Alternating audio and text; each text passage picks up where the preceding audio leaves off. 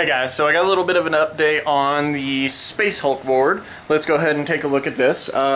Pretty much all of the wall sections are done at this point. I've only got maybe 2 more casts to do with this particular mold.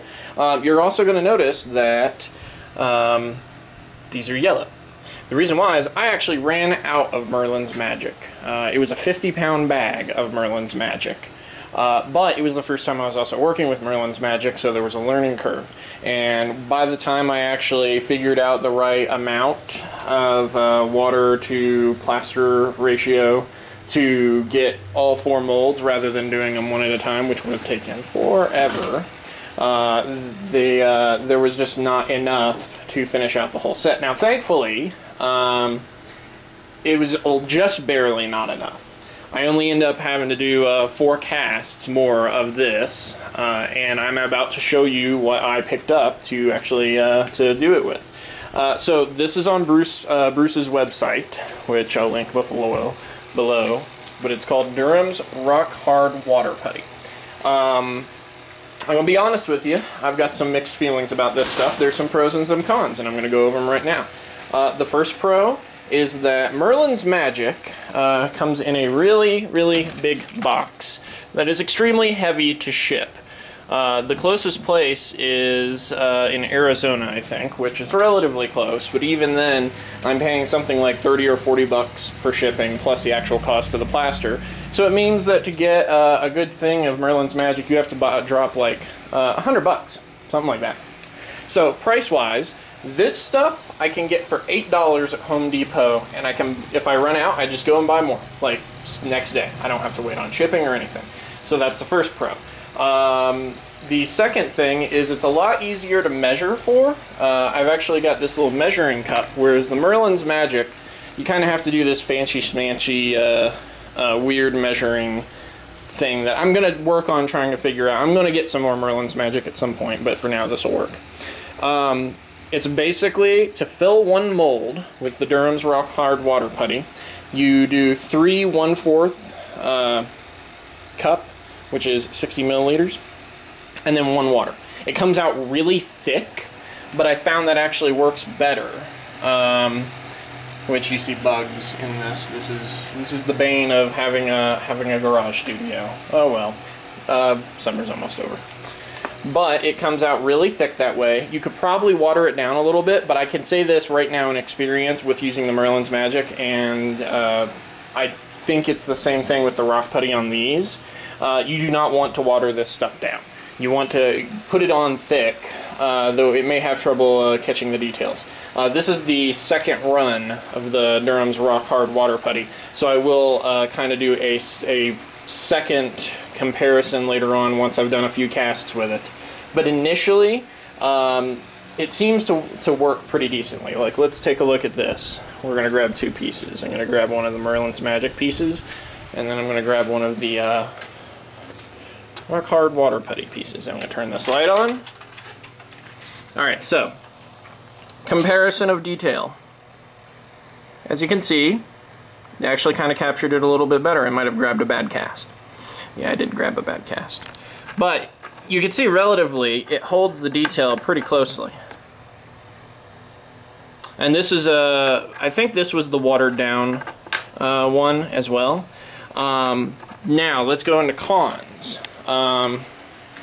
The major con that I have seen, and this is actually listed on Bruce's website in the reviews section, because that's where I found out about this. I was looking up alternate products to just dental plaster, because I needed to get more and I didn't want to drop like $100 on Merlin's Magic just to finish out, what, 5 or 6 casts, when I don't have any plans at the moment to create another set for a while. I want to create a set for myself, but that's not a priority at the moment.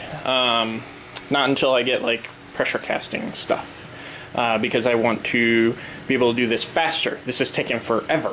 This is something like 30 or 40 hours worth of casting right here. Okay, so the major con. This stuff takes forever to set. So right here, it's just now getting to the point where it is able to be scraped, and it's been sitting here for something like 20 minutes.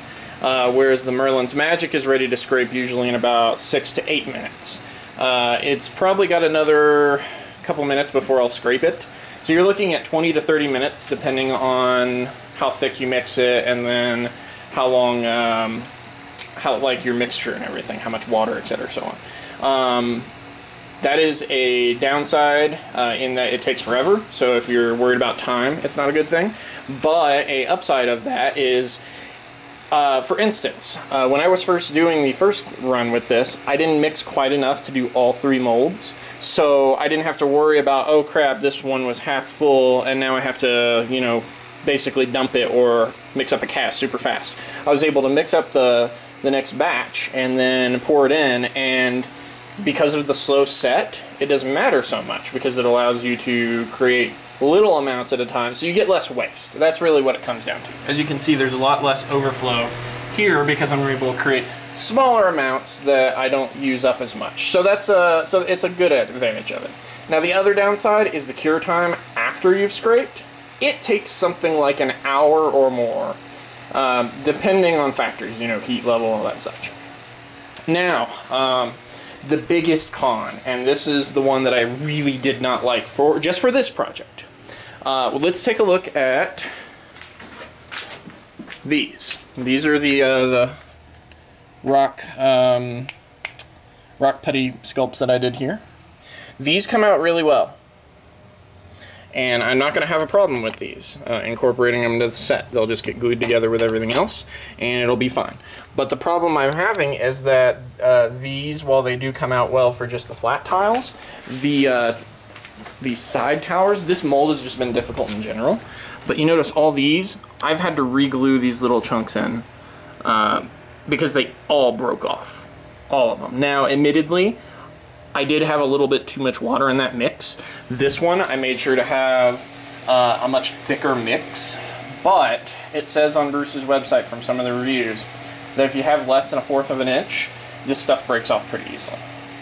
I'm not happy about that, at least not for this kind of piece. So if you're planning on doing stuff like the side walls, the sci-fi walls, you do not want to use Durham's rock putty because you're going to have tons of stuff breaking off. I'm going to be extremely careful. Thankfully, it's not going to impact the project too much because I really only have like this and 2 other casts of the walls to do, and I can fix those and do a little, you know, gap filling and fixing of things. And to be honest with you, where it's a derelict Space Hulk, if a couple of them are a little broken up, battle damage doesn't look horrible. Because, you know, 90% of these casts are mostly intact or just have a couple of chips. That being said, if you're just doing like straight tiles or the cobblestone stuff, this stuff is pretty good. Now for the price, you could probably get the Merlin's Magic if you could pick it up local.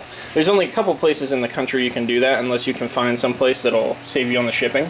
But right now, this stuff is going to be my go-to, at least to finish this project, and possibly to do some future Hirst Arts projects, just because I can pick it up local and I don't have to pay out the wazoo for shipping.